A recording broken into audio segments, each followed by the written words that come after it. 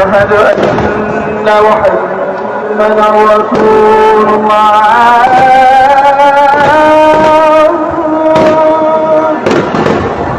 أشهد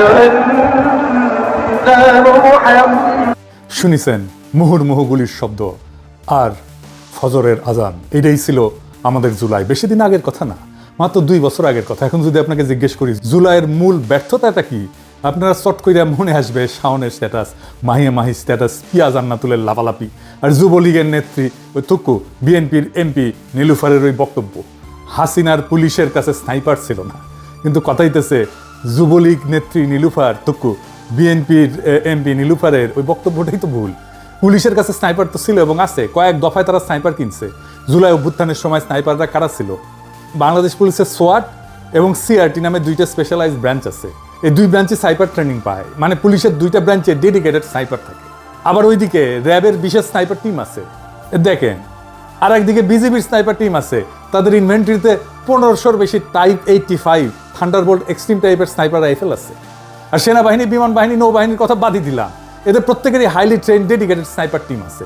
প্রায় 10 থেকে 15 রকমের আমেরিকান, ব্রিটিশ, টার্কিশ ব্র্যান্ডের হাজার হাজার স্নাইপার বন্দুক আছে। জুলাই অভ্যুত্থানের সময় মাঠে তো শুধু পুলিশ না, বিজিবি ছিল, র্যাব ছিল, সেনাবাহিনী ছিল, এমনকি বিমান বাহিনী পর্যন্ত সারা দেশে ডিপ্লয় করা হয়েছিল। এছাড়া 2021 থেকে 23 পর্যন্ত সরকারি হিসাব মতেই পুলিশের জন্য প্রথাগত নিয়ম ভেঙা 1000 কোটি টাকার military grade semi automatic rifle কেনা হয়েছে। এত কিছুর পরেও কিছু জাউরা জুলাই আন্দোলনের সময় স্নাইপার নিয়ে নানা গুজব আর কনস্পিরেসি থিওরি হাজির করে আর বলে যে আইন শৃঙ্খলা বাহিনীর কাছে স্নাইপার ছিল না।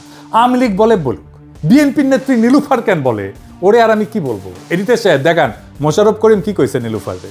এক কাজ কর, তুই গুখা তাজা গুনা 3 দিনের বাসি গুখা, তারপরে নীল নীল মোটা মোটা মাছি উড়ে বেড়াচ্ছে সেই গুখা, মাছির সহ খা, কচকচ করে শব্দ হবে, ক্রিসপি গু খা। শুনেছো নীলুফার ঠিক মতো কথা কব একেবারে। এরপরে হাউকাও শুরু করলো মাতারি শাওন। সে নাকি জুলাইকে তার সাথে এসে দাঁড়াইলো আরো 2 মাতারি, মাহিয়া মাহি আর জান্নাতুল পিয়া। এই যে হাউকা হইলো সপ্তাহ জুড়ে, এগুলো আসলে কি? এগুলো ডিজাইন করা হয়েছে, কারা করেছে বুঝে নেন। একসাথে এগুলো দিয়ে সিলদানি, এগুলো সাজানো জিনিস, যেন কিছু থেকে আপনার আমার নজর সরাই দিতে পারে। আর কোনো কারণ নাই।